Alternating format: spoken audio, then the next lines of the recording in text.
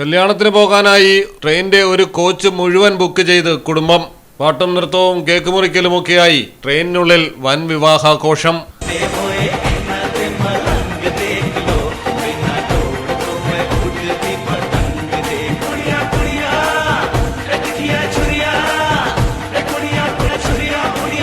രാജസ്ഥാനിലാണ് സംഭവം. കോച്ചിന് മുന്നിൽ പൂമാല ചാർത്തുകയും അതിഥികളെ സ്വാഗതം ചെയ്യുന്ന പോസ്റ്ററുകൾ പതിപ്പിക്കുകയും ചെയ്തു.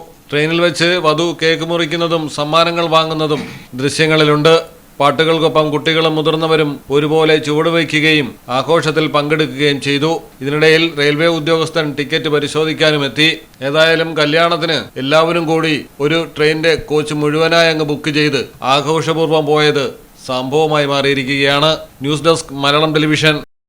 Silvan tiles gallery, Valanchery, Puthanathani, Aluva, Palakkad, Edavanna and Pattambi.